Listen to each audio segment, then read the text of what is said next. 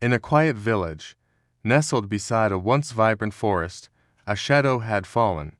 Years of overuse and neglect had silenced the rustling leaves and driven away the wildlife.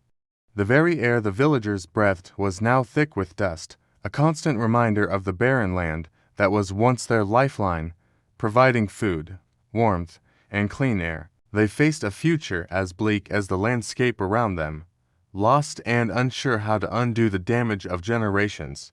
But then, a glimmer of hope returned. Her name was Leila, a young woman who had just come back from the city, armed with knowledge from her studies in environmental science. She looked at the desolate hills and saw not an end, but a new beginning. She proposed something that sounded impossible, to bring the entire forest back to life. How? The villagers scoffed. We are just a handful of people. A forest is a living, breathing giant. How can we possibly revive it? The doubts were as thick as the dust in the air.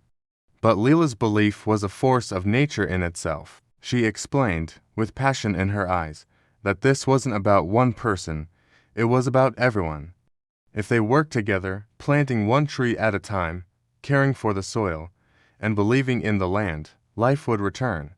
Slowly, her vision took root. It started with just a few people, their shovels breaking the hard, dry ground to plant tiny saplings, but their dedication was contagious.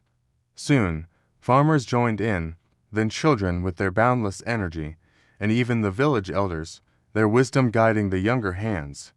A community was rebuilding its heart. Leila was a natural leader. She organized teams with a clear purpose. Some scoured the remaining patches of nature for seeds. Others painstakingly dug irrigation channels to bring water to the thirsty earth, and a dedicated few built fences to protect the fragile new life from wandering animals. Every person had a role, every action a purpose.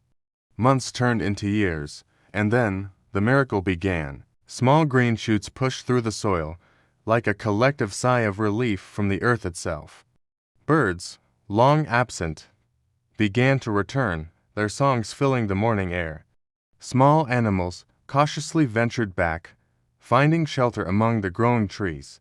What was once a desolate wasteland transformed, day by day, into a thriving, green sanctuary. The village, once on the brink of despair, had not only restored their forest, but had also reconnected with each other and with the nature that sustained them. They had learned that even the greatest damage can be healed when a community comes together with a shared purpose and a whole lot of heart. Thank you for watching. If this story inspired you,